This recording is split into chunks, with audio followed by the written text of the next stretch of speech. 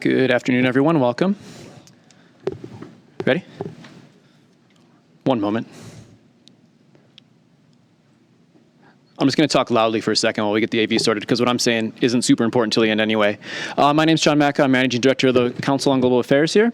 Before we begin, please note that today's event is on the record and live stream, so please silence your phones. There it is. Lest all the world hears your Adele ringtone. Please note that the Council is an independent and nonpartisan platform. Views expressed by individuals we host are their own and do not represent the Council. After the panel discussion today, we'll be taking audience questions from the room or online.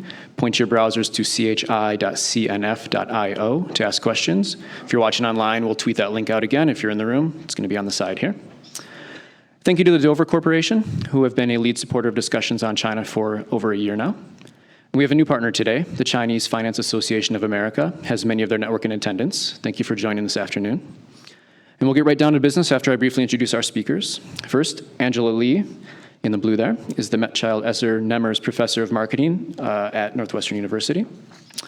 Vivian Lynn Thurston is a partner and portfolio manager at William Blair and the founder and chair of the Chinese Finance Association. And furthest down on the stage is Paul Schickler.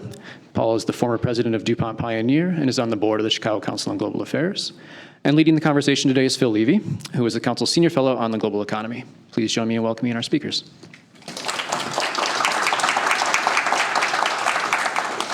Well, thank you all for being here. Thank you, John, for the introductions.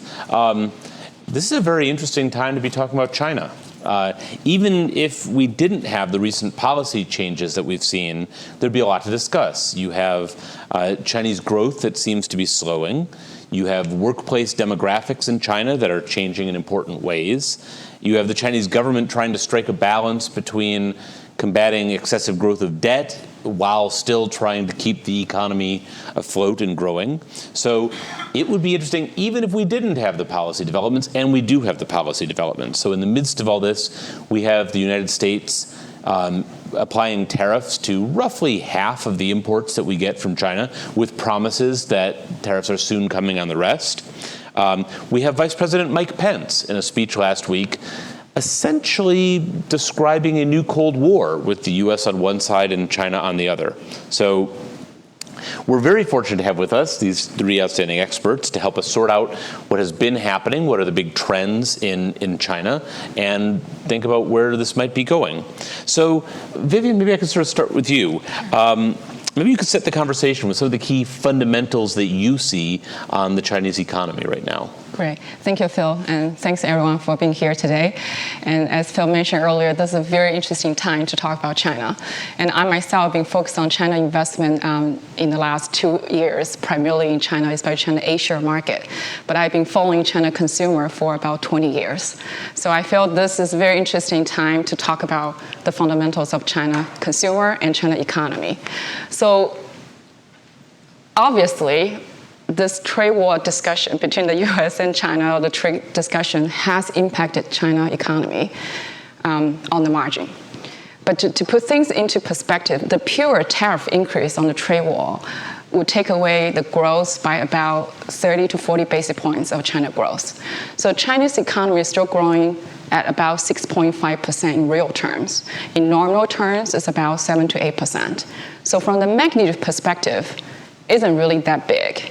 And this is under the assumption that Chinese government doesn't come up with more supportive fiscal or monetary policy to kind of help the economy continue to grow. However, the bigger risk, as we're seeing right now, is how far this trade war going to last and in what kind of scope and magnitude. So that will remain a big risk factor, and that will impact the whole economy in a way probably more material than now.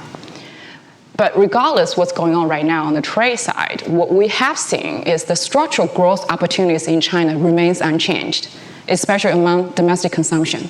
And this is what we're going to talk more about today from my fellow panelists about the consumer, the consumption of China.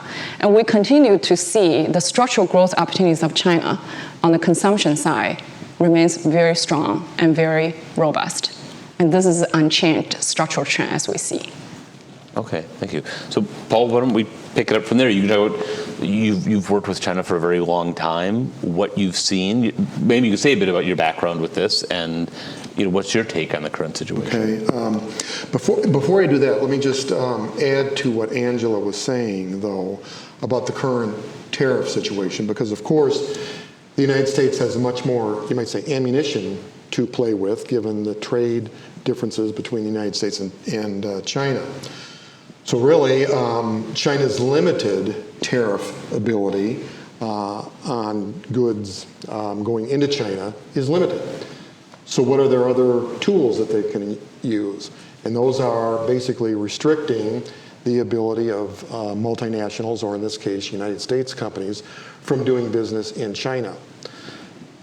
And that's contrary to what their public policy is, and that is to create a more open environment for multinationals to invest. So this is putting China in a real dilemma, with really the only tool to fight back with is restriction of the ability to do work in China. At the same time, they want to open up China as a more friendly and economically important country to do business in. So it is interesting times, again, for those reasons.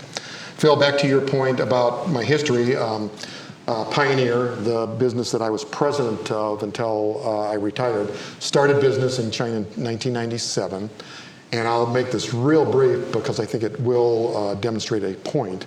1997, with welcome arms, very much welcoming into China because of our leadership position in plant genetics, very important in China, very important in their capability to feed their own population. We started in 1997, continued to invest and grow the business 2002 through 2005. Got to be a very significant player in Chinese agriculture. And then it was sort of, hold on here, too much growth, too much success. We need to slow down your opportunity so that others in China can get up to your capability. And so over the last 5 to 7 years, again, coming back to the current tariff and trade war situation, over the last 7 years, at least in our industry, a number of restrictions have been placed on our business to slow it down, to enable the Chinese businesses to catch up before we would be, you might say, released to be competitive. Okay, I think we want to revisit some of this stuff in terms of what the business climate has been, because that's an interesting lead. Before we do, you've been doing a lot of research on consumers and consumers in China and how they might differ from consumers elsewhere. Maybe you could sort of tell us how to think, just in broad brush. I know there's a lot of details, but broad brush about what are the differences? Well, a major difference is what do they go after? Or never mind the consumers, just in general, Asians and Westerners, or Easterners and Westerners in general, differ on what they approach and what they try to avoid. Right. Americans care about positive things. We approach wonderful things and we avoid not having wonderful things. Asians, we're talking about Chinese, Koreans, Japanese, they focus on negative things. They avoid negative things and they approach the absence of negative things. So these two very different orientation makes a big difference for companies trying to kind of juggle between the two markets. So think about if you are P&G and you're trying to sell Olay, a moisturizer, you can position it in different ways. You can say it's going to make you look beautiful. Or you can say it prevents wrinkles. One is going to be more effective than the other, depending on where you are. If you're trying to negotiate a mergers and acquisition, or you're trying to get into a joint venture, you can say, well, we need to do this in order to corner the market, or we need to do this in order not to fall behind the market. So it actually really makes a difference, just broad stroke, in terms of consumer consumption. Asians, especially the Chinese now, given the history, they care about safety and security more than growth and accomplishment. And so that's kind of where their starting point in terms of consumption. So quality is important, food safety is important, and that's kind of what they focus on. So let's stick with this. I'll stick with you for a second, Angela, as we go think about, we are starting to have a conflict now. We've seen it sometimes in the past, for example, when you've had conflict between China and Japan, where there was a turn against maybe Japanese factories. Do you get any sense that there's a turn among Chinese consumers against U.S. products, or is this desire for quality kind of outweighing things? The desire for quality outweighs it. Okay. In fact, most of the Chinese consumers are not very cognizant about this tariff. It has not slowed down consumption. Louis Vuitton actually posted a 10% growth in their sales in China, and so it hasn't happened yet. If the trade and some of these policy changes are going to impact consumption, hasn't been felt by the average consumers. I want to add a little bit to that point. Actually, I do think just studies show that the millennials in China versus the millennials in the US, the gap actually much smaller now versus in the 60s, the Chinese versus the US people. And then I think you kind of can understand that. Like, to your point, Chinese tend to be more risk averse, means that they try to avoid the negative things, because in the history, they got a lot of hardships, whether it's wars, whether it's a famine, whether it's a drought and all that. So therefore, people become more protect the downside. Yet, in the last 60 years, things have changed. It's like last 30 years. So the newer generation, millennials in China, which age from 16 to 35, born after 1982 to 2000, by the way, there's a huge size, 415 million people, bigger than the workforce in the US and Western Europe combined, which only 350 million. So we're talking about huge size people. So those millennials in China, they are equally connected as Americans, even more so because the mobile phone or this whole kind of mobile social networking culture is very prevalent among the Chinese millennials versus the American millennials or Western world.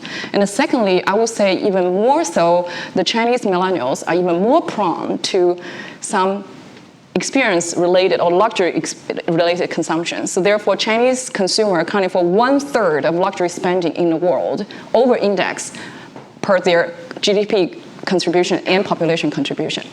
So that means people really very aspiring to better stuff, to your point about better quality, more beautiful, living better.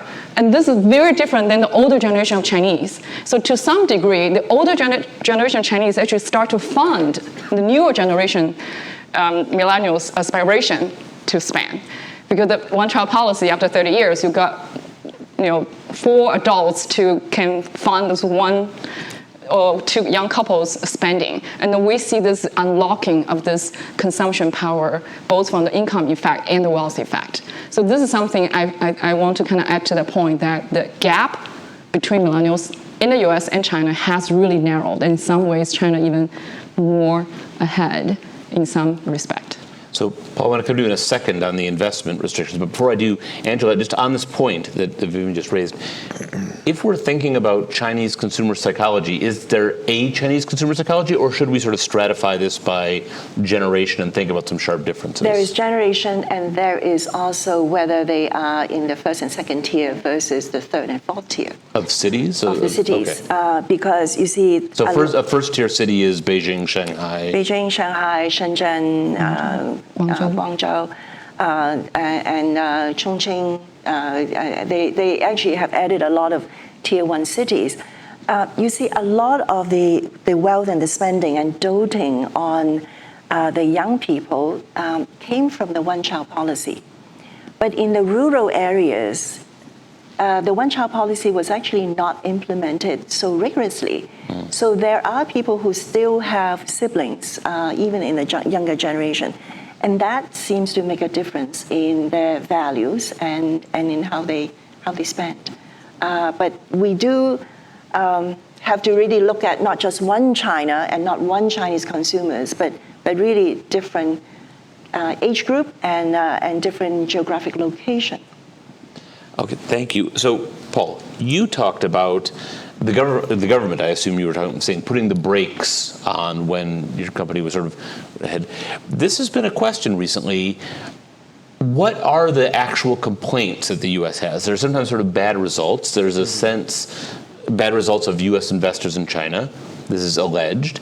And, but there's a sense that maybe the rules are okay, but the enforcement is uneven and the implementation is uneven. What is your take on, is it a problematic investment environment, and what needs to change, if anything? Okay, again, my industry, my business is in seed genetics, so that's directly in the agricultural field, but also directly influencing the food industry. And back to the comments that we just left, preventing the negative is an underlying concern. And from a policy standpoint at the political level, at the state level, food security would be a high priority because of famines that have occurred in the past. So in combination with that, and that it even relates to your point about in the rural areas, there wasn't a strong following of the one child per family because they needed the labor to help with the farming activities. So if you're going to modernize agriculture and improve productivity so that you can be sure that your food security now and into the future is safe, then you need investment rural, you need productivity, you need science. But if you do that, what are you going to do with the population? Because then they are going to, move away from agriculture as their livelihood to something else, either in the rural community or be part of the rural to urban migration. So that's the underlying, you might say, issues that the policy formulation has to deal with. And so what they have done is, again, we became successful, and others did as well, is put a little governor on our ability to be successful. So things like you must have a Chinese national partner in your business. In our industry, because it is food security, we were a restricted industry, so we could only have 49% ownership. We needed to have 51% Chinese national. What practical effect did that have? Then there was the issue of, okay, if you're going to have a joint venture, then you need to put your research and technology into that joint venture so that it can be successful and enable the rest of the industry to be, you might say, lifted up and flourish. Of course, you don't want to put your intellectual property and technology into a joint venture that you have 49% control of. But then that comes back to, again, China is in the dilemma. They do need to lead productivity, but then these policies are putting in place actions on the part of multinationals where they don't want to do that because it would compromise your competitiveness, but at the same time China needs it because they need to lift their productivity. So this intellectual property protection has been at the core of a lot of the dispute. In fact, it was an intellectual property rights investigation that has led to the current set of tariffs under Section 301. I have heard some Chinese economists, when they address this issue, say, this is just, these are terms just like you have for any other kind of investment. If you're going to, buy a building in Manhattan, it'll be expensive. If you're going to go to China, you need to put up some intellectual property. Do you see this as sort of a voluntary transaction where your company went in with eyes open and this is just, this is the price of doing business in a legitimate way, or is this something qualitatively different? The first thing I'd say is, let's remember intellectual property protection is a worldwide issue. It's not just China alone. This happens everywhere in the world. Mm-hmm. But going into China, yes, we went in with eyes wide open. And put in our own internal safeguards. At the very high level at the state level, we do receive support on intellectual property protection. And in the judicial courts, we've been very successful in protecting our intellectual property. But then you get into this dilemma in the rural areas. The rural areas are so dependent upon agriculture that at the provincial level, a lot of the power and leaders depend upon either partnerships with locals in the rural community, or they even have some kind of financial, you might say, dependency.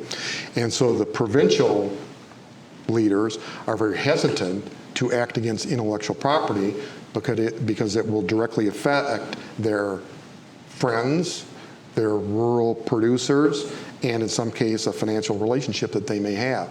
So while at the state level there is increasingly a better listening and better practices in the courts of law, it's very difficult at the provincial level because there's this, if we implement intellectual property at the provincial level, it's going to harm our rural community, it's going to harm some of the people that I do business with, meaning a provincial governor. Right. Okay, thank you. I want to turn to the question of debt, if I can. Just talk a little bit about this and let each of you sort of have a take on this. But this has been, so we often think in the West as part of a consumer psychology, go out and buy and don't worry what ends up on your credit card. China does have a large accumulation of debt, and yet it's often not consumers as much, that it's that it has been sort of businesses, and in fact consumption as a share of GDP has been relatively notably low in China. Maybe from sort of the consumer level, the market level, the business level, how should we think about debt in China? From a consumer perspective, historically, China or Asian countries have a much higher savings rate because the collectivistic mindset is we have to take care of our old parents and grandparents, and so it's important that they save. Because there isn't something like a social security safety net.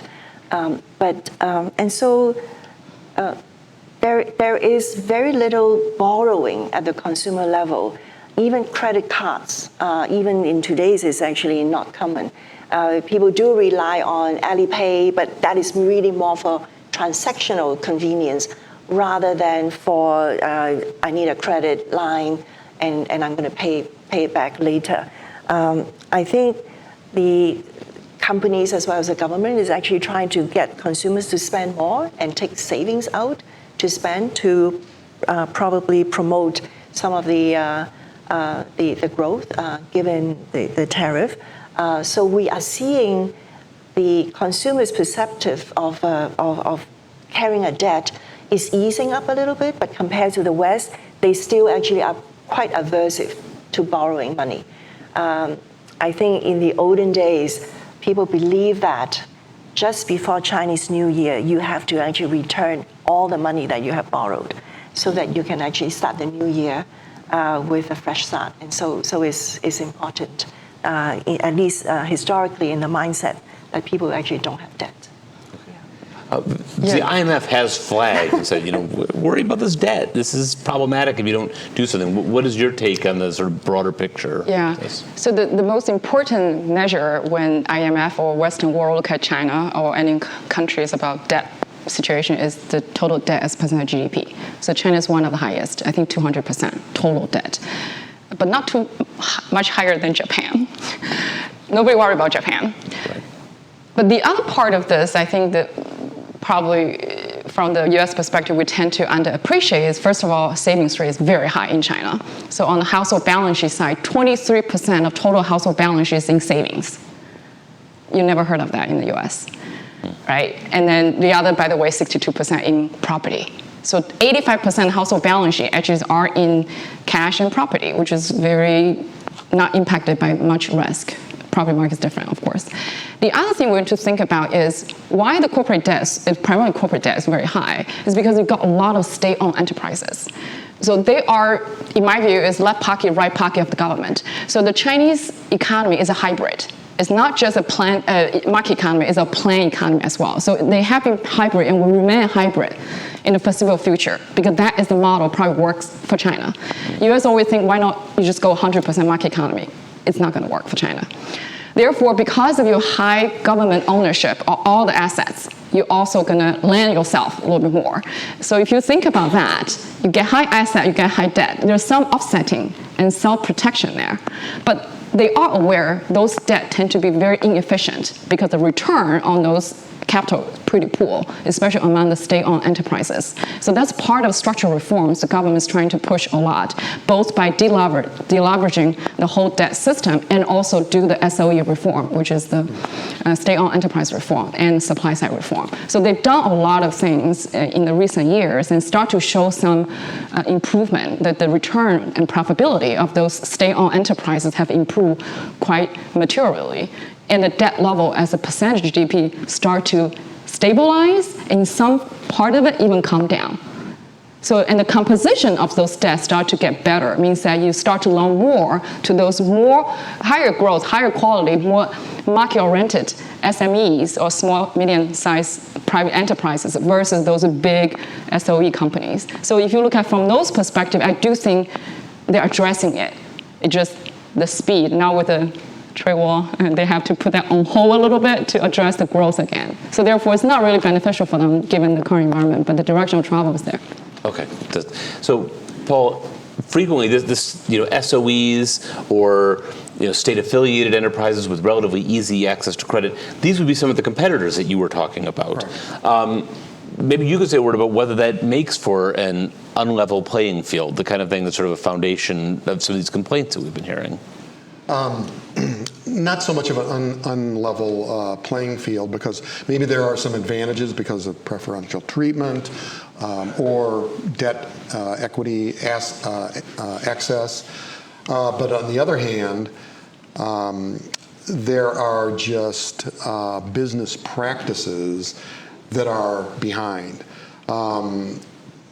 Yes, China wants to learn about technology and science from Western companies, but I think an equally great desire is they want to learn business practices about planning, about strategy, about organizational design, holding leaders accountable for results. And so while if there's benefits on the one hand of a state-owned enterprise from maybe access to cash and support of governmental policies, on the other hand, they are quite deficient from just, you might say, best practices in developing, starting, and growing a business. Okay. We're going to be coming to your questions in just a minute or two, so you can start thinking of them and preparing them. I wanted to sort of go down the row and pose a very broad question, which is, if you look over the last decade, for example, perhaps since the global financial crisis, which I think might have been a bit of a turning point in how China saw the West, has China become a more or less attractive market if you are looking as an outsider, whether you're hoping to export into that market or to invest in the market? And that's intentionally broad, so you can take whatever angle that you want, whether it be consumer mentality or whatever. So, Angela, let's start with you. More or less attractive over the last 10 years? I think it's becoming more attractive, and just the sheer size and the willingness and the openness and the hunger of Chinese consumers to actually catch up, because they felt that they have been lagging behind, and so they're very willing to try all kinds of new things. I want to also talk about food a little bit, because Paul's interested in food.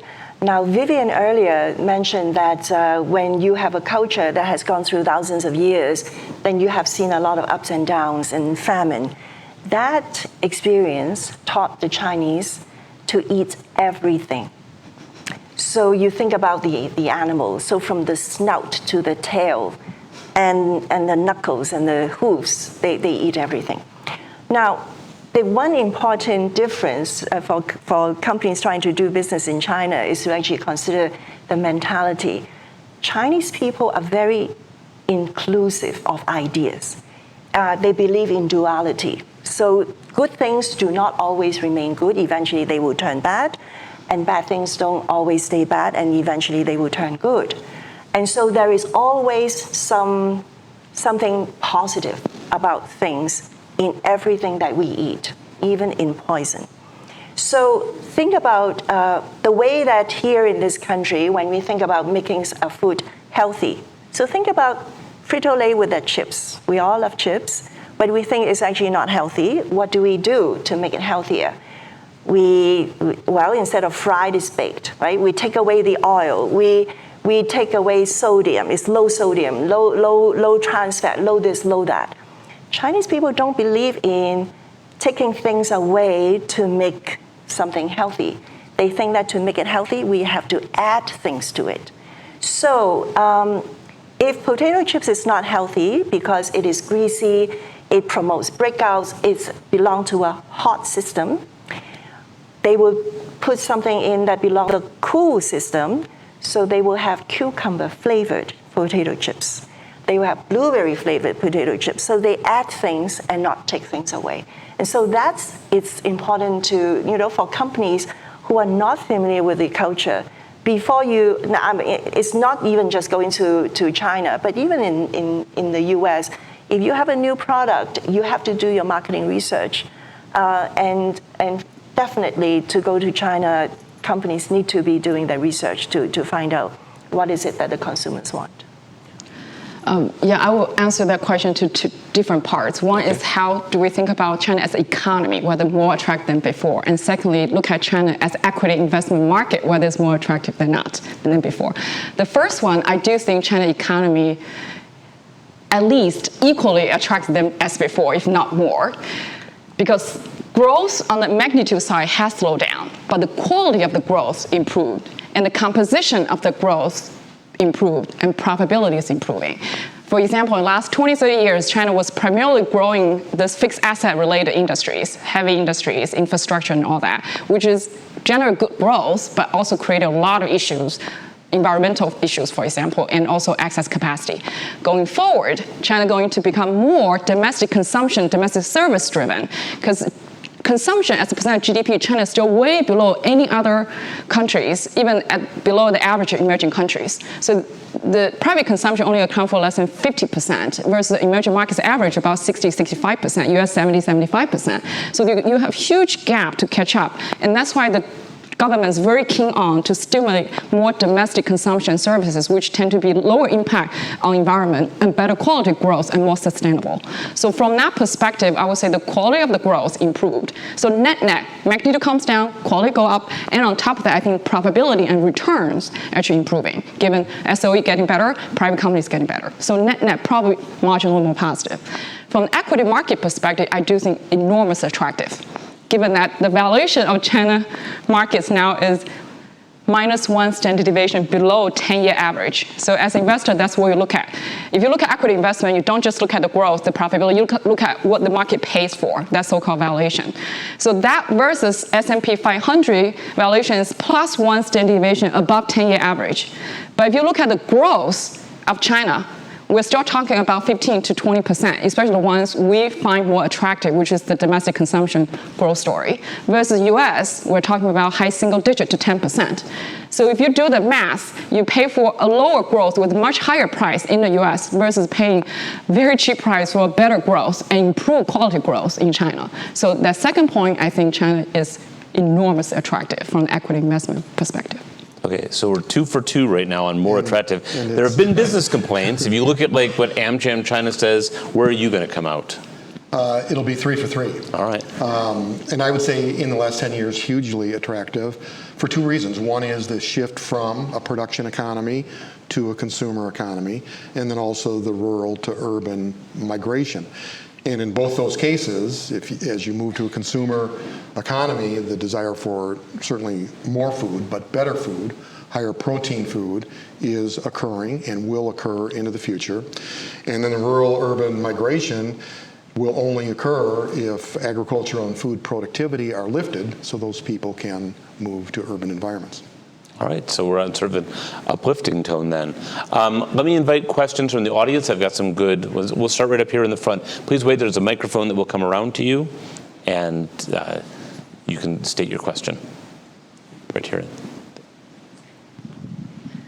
What is the savings rate among millennial Chinese as opposed to overall Chinese? And then what does it mean that the Chinese millennials really haven't experienced the ups and downs of the older generations? Like, are they going to build a 23% savings rate? Are they going to save less? I mean, just what are the broader implications in terms of everything you've been discussing so far? Vivian, I think you're the numbers person. The younger of the millennials, they don't save. There is something called the cushion hypothesis. They tend to take more risk because they have a cushion. That cushion are their parents and their grandparents. But then you have to think, if you are in that economy, someone has to be the cushion. So the cushion are the ones who save out. They are more risk averse, whereas those who have a cushion, they don't save and they are more risk taking. But Vivian may have hard numbers for you. Yeah, I don't have the number on top of my head about millennial savings rate in China, but I agree it's lower.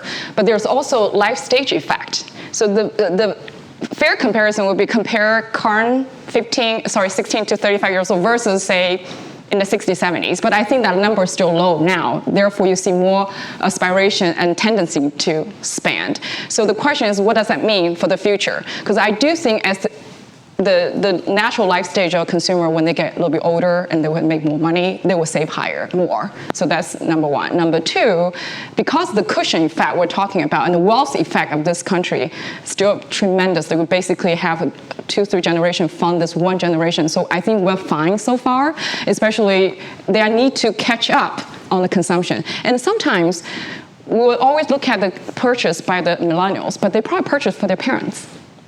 And we will count that as millennials. So they are leading for the whole household in terms of the trends, the things to buy and where to buy. So that's why they buy several handbags at one time, for example. But net, you're right, savings rate lower. I mean, understandably lower. But whether it will cause potential problem in the longer term, it's remains to be seen. But definitely in the near term, I think this is probably necessary and also supportive for the consumption growth of China. So I'm going to take one of the online questions and I toss it to you, Paul, although anyone is welcome to weigh in. What are your thoughts on Western companies possibly compromising their values in order to work and be successful in China? And they give the example of Google's development in process of a China-approved search engine. You know, I can't speak for others, but our approach to doing business in China was we had our business model, and we had our core values and our ethics. So we would find the best talent in China and then teach them our business and have them understand our core values. So we wouldn't make that compromise. We would find the best talent, but we were confident that we could train and develop people over time. So actually, and now that you've brought up the subject of talent, this is a topic we wanted to get to. We also have another question on this, which is, how has China's workforce changed? We've been talking about Chinese as consumers. What about workers? What's different there? I'll just finish, because I sort of alluded to this during some of my earlier comments. You know, one of the weaknesses that China does want to lift is become more business savvy, to make it simple. And we did change our recruiting philosophy in China. Instead of trying to find people that had experience in agriculture or food, because if you were doing that, you were either looking at public institutions, the government, institutes, academia, state-owned enterprise, and so on. And we did not have good experience from that, primarily because of what I just described, the lack of, you might say, business acumen. So instead, we went to other industries, pharmaceutical industries, manufacturing, IT, automobile industries, and brought the best talent in and then taught them agriculture. And that's been much more successful. Yeah. I would say it's also then hard to keep them, because then you've taken someone who does have, you know, business acumen because they've worked in those industries. You've trained them in yet another industry, and they're very quickly moving on.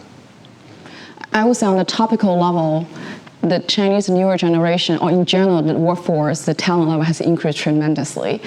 One data point I can tell you is, I think within the millennials right now, almost 20% of them have some overseas education. Unlike my generation, I was born in the 70s and came here in the mid-90s. I stayed. Now, 80-90% of the overseas Chinese who study abroad went back to China. So you get this massive lift of the intellectual and that learning back to China. And that's tremendous. And that's number one. Number two, you got a lot of overseas Chinese who already established here or become empty nesters, and they went back to China to work, like in healthcare industry, biotech, for example. We got a lot of those CFOs or chief scientists. They are American citizens, but they're Chinese nationals, and then very established in their fields and went back to work in China because opportunity is tremendous there.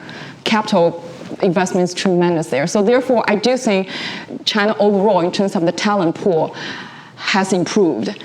Of course, demand also increased. Therefore, in some areas, to Paul's point, you may still have shortage, especially the ones not looking very exciting, maybe they think, but a high-tech area, whether it's artificial intelligence, autonomous driving, all that, you've got tons of talents even go from the US to China. That is indeed the case. Management talent had always been scarce, but now there are a lot more very well qualified people in China. Now, of course, as Vivian mentioned, that demand has also increased. And so you're always constantly facing, so where do we go, how are we going to find high quality people? So one option is to send them to Kellogg or to other business schools to get trained. And so over the years, and I actually have seen improvement, tremendous improvement in the quality of these executive programs, attendees. The other thing is, when all the companies are fighting for the top talents, giving them more money no longer cuts it, right? Because it's like price competition. We know not to do that because anybody comes along and pay a higher price, they are going to lure your top talent away. Mm-hmm. So some companies, one of our alum actually was in a logistics company in China, and they have the lowest turnover rate in terms of their staff. And one of the things that they did was for X number of square footage of warehouse that they actually built in any community, they will donate a school, and they will give employees coming from that area 2 weeks off on full pay to actually work as volunteers in the community. And that tremendously actually really helped to retain their top talents. And so companies really need to think about what else can we do to make the job more meaningful and more purposeful for them. How important is demographic change in all of this? Because I think we've just sort of hit peak workforce in China, didn't we, fairly recently? Or we're in the ballpark of this. Is this a big deal? Yeah, China is aging. There's no doubt about that. So currently, I think the age group above 55 accounted for maybe 20% of the population, so still below the Western standard. But in 10 years, it will be 30+%. So it is pretty fastly aging. And this is a pretty big issue for China as a society and also the economy. So therefore, you can see the government really try to find out what's the best way to tackle healthcare, the social welfare reforms and stuff like that. But I'm not all that negative about this aging population in China is because the older generation people in China, they are also experiencing consumption upgrade. Yeah. Their per capita consumption was not high to start with because they saved a lot. They were risk averse, and when they had a peak earning time, they didn't get the exposure to any of those travel, luxury, entertainment. So now those group, they're already retiring, all that, so they have tons of time. So now you can see on the cruise lines or the travel, a lot of older age people from China. And then there's another very good example. Recently, there's a big company IPO in New York Stock Exchange called Pinduoduo, 60 billion market cap. Is one of the leading e-commerce company in China. But 60 billion in China is not big. But this company only been around a few years, 60 billion. And they primarily doing business with older generations. So they actually find this niche that Alibaba, those people probably left out, and within a very short time period, they grow and accumulate wealth tremendously. So this is what I'm saying. I'm not too negative, but definitely we also see healthcare as a great investment area because it's so underpenetrated, so underserved. Yet you see the aging population. You also see the increased chronic disease prevalence in China. That's why we're very, very bullish about the investment in healthcare in China. Okay, another question from the audience, please. Let's go back here. Thank you. Do you see a practical solution to the dispute over Chinese trade practices that will be acceptable to both the Chinese and the U.S.?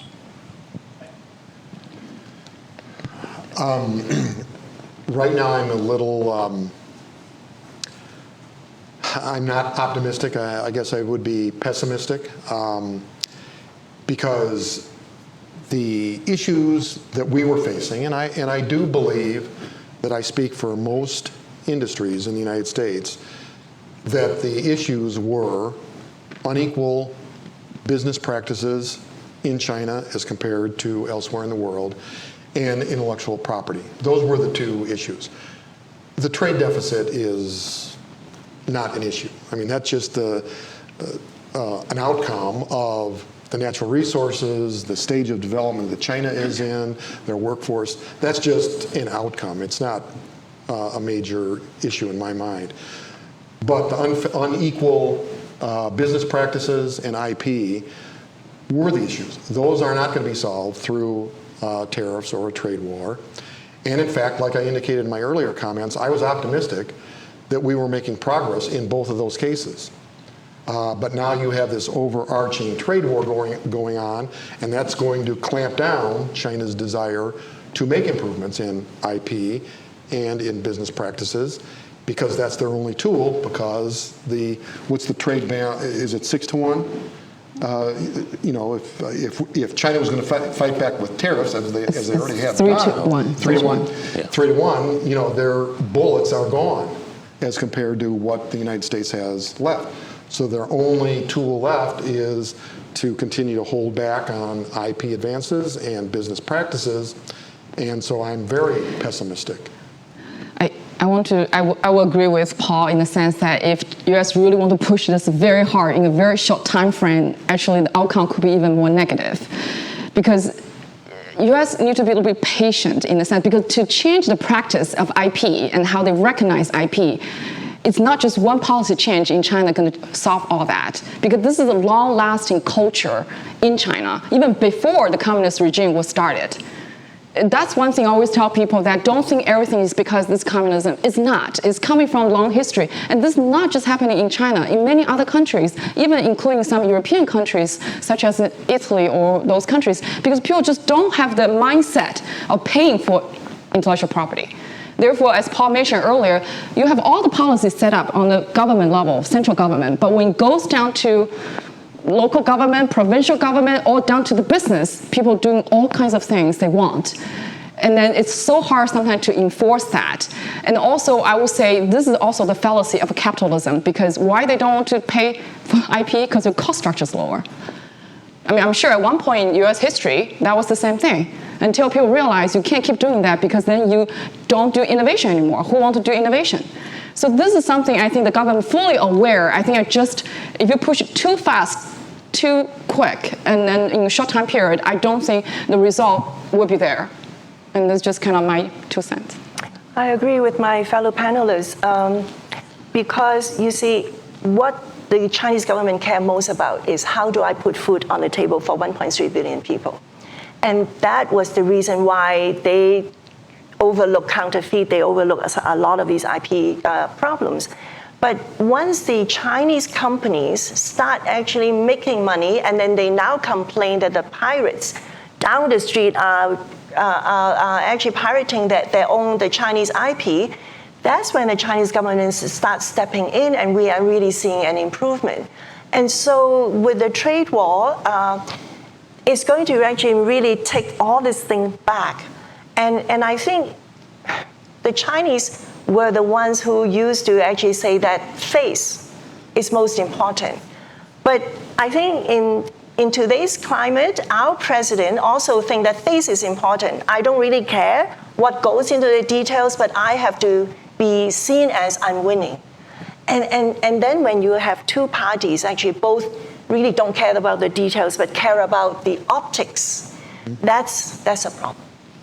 So let me ask a complementary question, because you brought up President Trump and his approach, and there was a question here, which is, to what extent is the current conflict the result of President Trump's distinctive approach, or to what extent were we heading towards a conflict like this anyways between the United States and China? Maybe it came on a little faster, but we were heading in that direction. My belief is that we were making progress on business practices and intellectual property, and now this has brought it to a halt, and in likelihood, even causing it to reverse.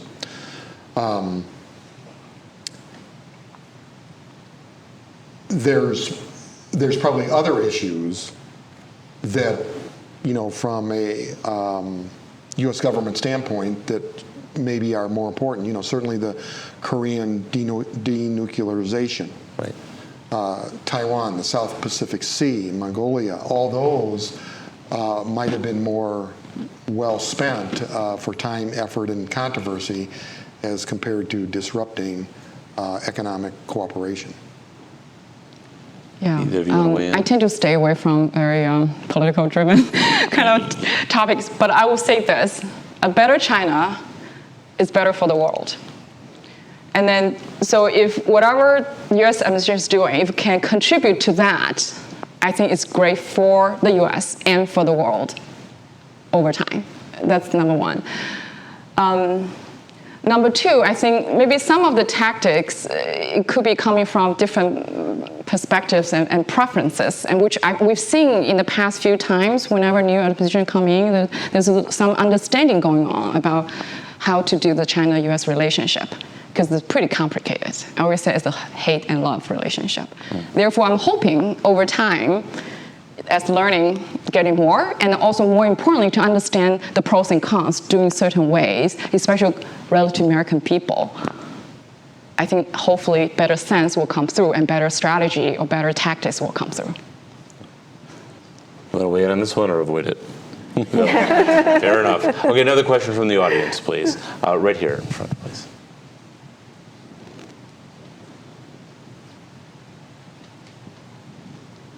Thank you for your informed remarks. Any comments on environmental policy? It's frequently better environment is contrasted to improvement economy, but that does not need to be the case. What are thoughts in China lately about that?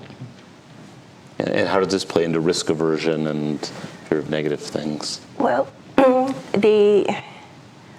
I think one of the reason, I don't know whether it's the most reason or the Chinese, the 5-year plan, the Chinese government is very aware of climate change issues and problems.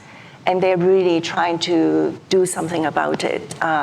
It may not be so easily fixable because it is really not on the shoulders of any one country. I think it is a global responsibility in terms of climate change, but the one thing is they are very well aware of it, and they are doing things to curb it.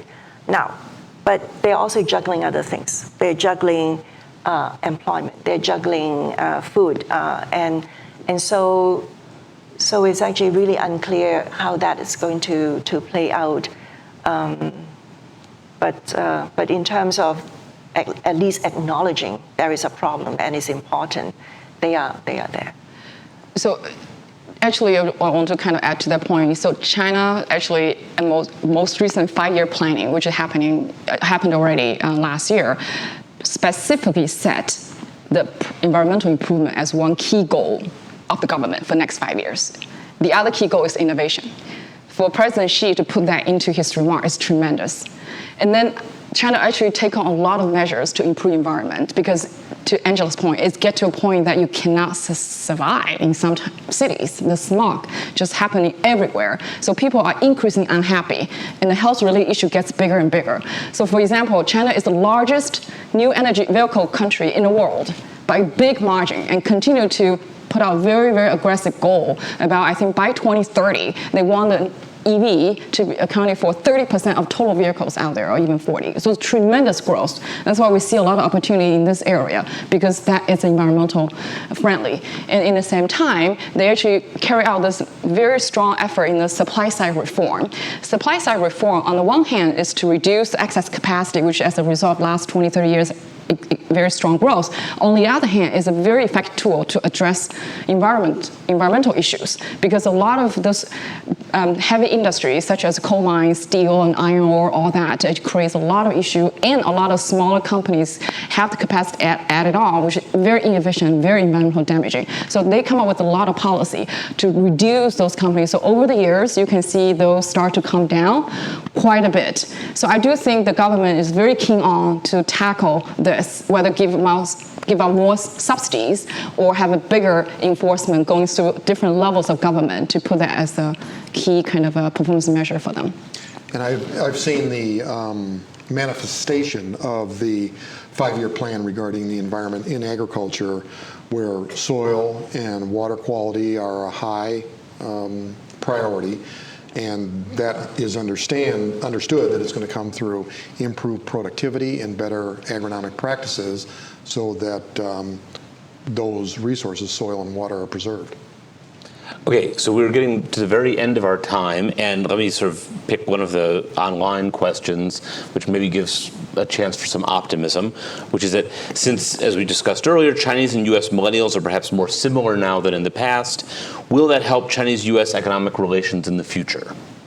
What sort of opportunities do you see for sort of better understanding that way? I hope so, and I think it will. Because I always believe that more interaction between people and more understanding among people always helps that perspectives. It's interesting that actually American people, the understanding of American people of outside of America is much less than outside the world of understanding of America, which is understandable because you're still the leader in many ways of the world. So I do think in the newer generation among the millennials, because the connectivity increased tremendously, social networking, mobile, all that, there are naturally more connection between the American millennials and the Chinese millennials. So putting it a very simple way, if you have a friend from China who, as an exchange student or whoever, living in your house before, and you bonded with them, and through them you understand their culture perspective more. You even go to visit their house in maybe second, third tier city of China. That increased tremendous understanding of the culture of the people and appreciation. Didn't Xi Jinping come and visit? Yeah, so that's why he probably understands agriculture much better. Don't know good or bad. Yeah. But I do think just from human nature perspective, it's a natural evolution. If you have more ties, and also the empathy or sympathy or compassion about certain country or culture, it helps that collaboration going forward. I would share that optimism. It comes from a limited sample size, but at least the businesses that we started in China, and then currently I am consulting for one Chinese company. If I look at their organizations, they are dramatically younger than their counterparts in the Western world, either the United States or Europe, dramatically younger. And that energy or enthusiasm or optimism is just so evident with them that does hold optimism for the future. Okay. Final thought? So from the consumer perspective, most of the purchases actually are through mobile. And for the millennials, they do have this social media platform called WeChat. Some of you may also be on that account. And WeChat is actually really a one-stop shop for Uber, for purchasing, for news, for everything. Now, the interesting thing is there are 25% more WeChat users or subscribers then there are Chinese internet consumers in China. How does that work? A lot of these WeChat subscribers actually do not live in China. They are actually really their connected friends, and some maybe family members or some friends. And so I think through the technology era, they are really building bridges across the world. And so the rest of the world, the younger people are really trying to learn about the Chinese economy and their way of life too. And so I think we are looking forward to a more cohesive global economy. Okay, so a bit of an uplifting note to end on in an otherwise challenging time. So thank you all for coming, and please join me in thanking our panel. This was good.